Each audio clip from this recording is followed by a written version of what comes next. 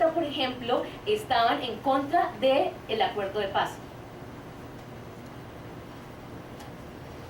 Y había una diferencia entre hombres y mujeres. Y entre estratos. Sobre todo, por ejemplo, los estratos 3 se posicionaban más, los estratos 1, 2 y 3 se posicionaban en contra del plebiscito y de firmar un acuerdo de paz. Y los estratos 5 era a favor, los estratos a favor era el 5 y los que estaban en contra era el 6, el 1, el 2 y el 3. El 4 y 5 estaban a favor, los demás estaban en contra.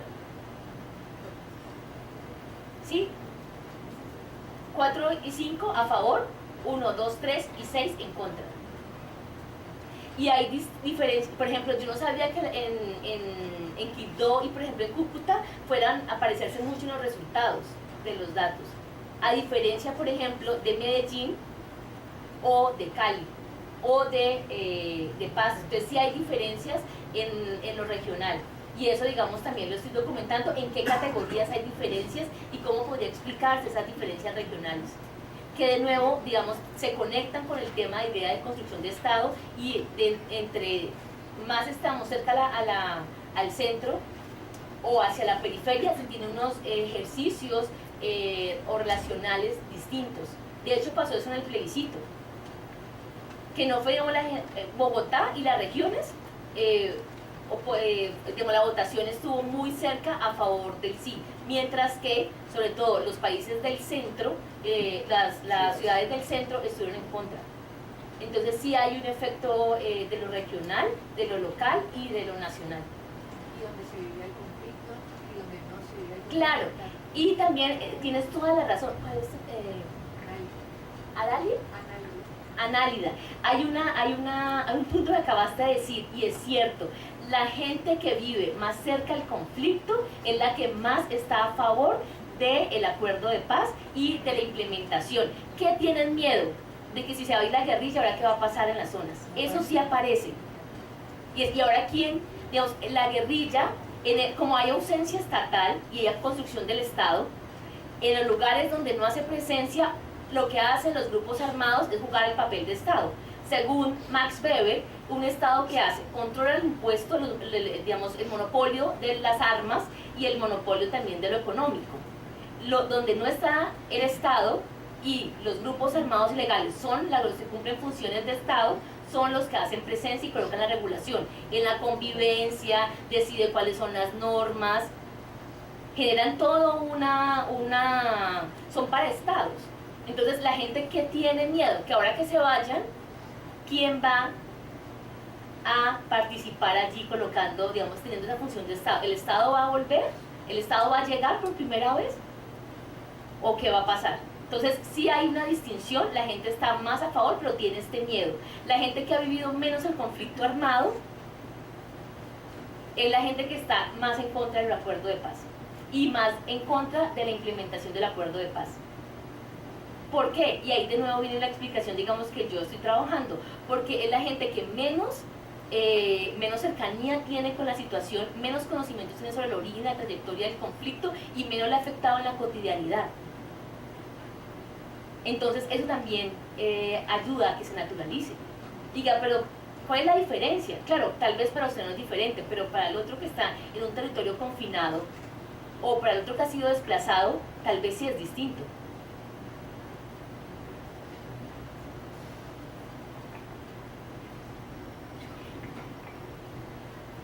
Bueno, frente a la pregunta que me has formulado de cómo se transforma lo referente a la violencia o bipartidista o esa diferencia entre liberal y conservador, y cómo veo yo esa diferencia ya en el análisis del texto de Héctor Abad Faciolince, uno de los aspectos es en términos precisamente de alteridad, como esos matices. Yo estaba pensando ahora que la negación de la alteridad es como en blanco y negro, es o lo uno o lo otro, mientras que la revelación de la alteridad es como un arcoíris, son múltiples posibilidades, no solamente dos.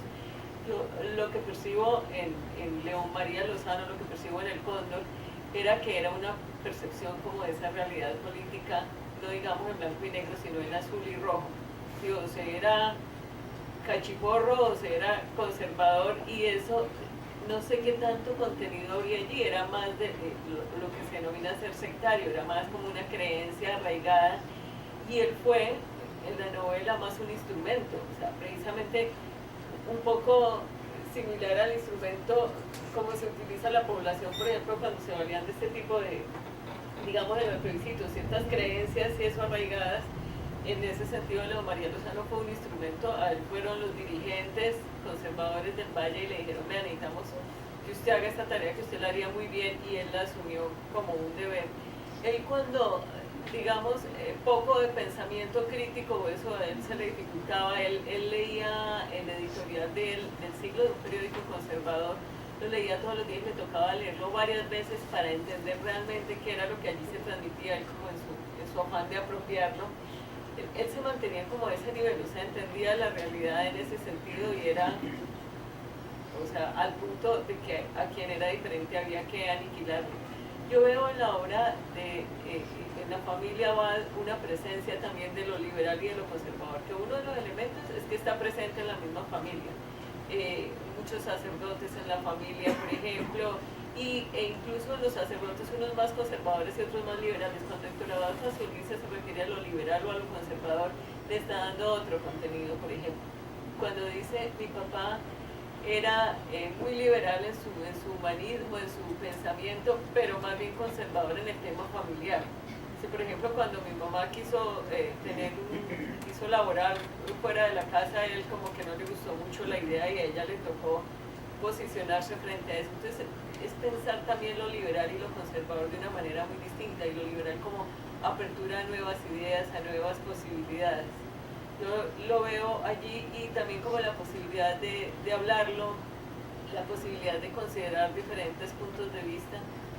No sé si a eso iba tu pregunta. Yo un poco relacionada, era más precisamente a ese cambio que pasó en la temática bipartidista, a la transformación que tuvo el conflicto y cómo la familia resignificaba eso en lo político. O sea, cómo lo político se transformaba a medida que el conflicto iba, digamos, transformándose en ese bipartidismo tan marcado a adoptar otras dimensiones, un poco ya en el contexto de la aparición de movimientos de izquierda, de la aparición de otros grupos, era por ese lado.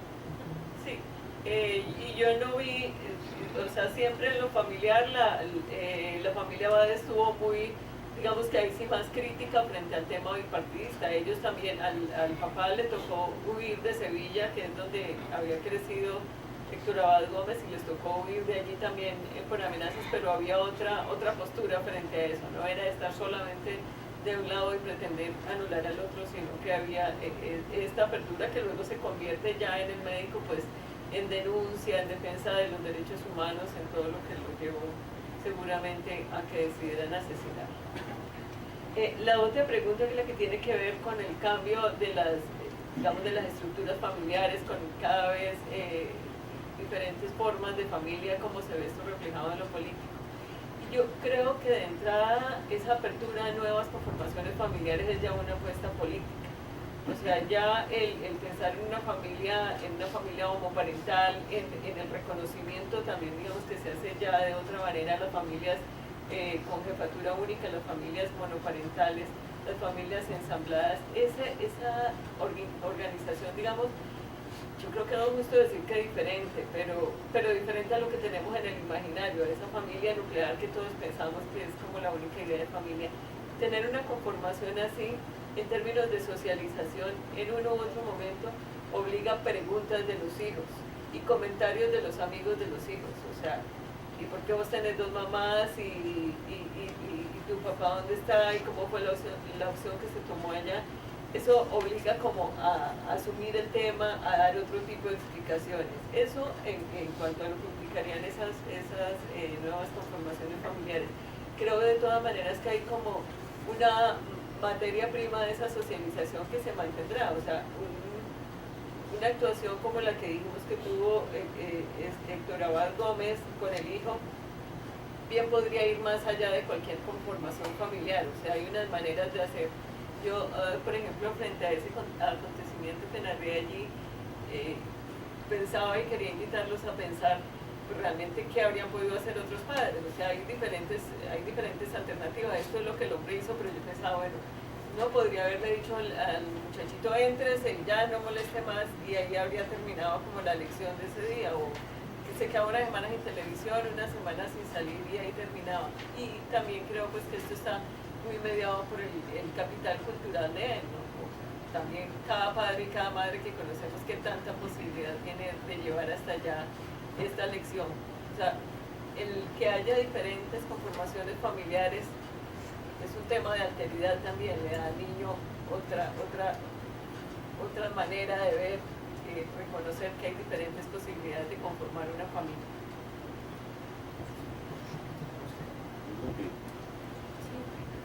Bueno, pues por tiempo, y ojalá que no por lluvia para alcanzar a salir secos, tenemos que parar. Les agradecemos muchísimo su compañía, sus preguntas, sus comentarios, y ojalá nos encontremos de nuevo en 15 días. Muchas gracias, buenas tardes. Gracias. Gracias a todos.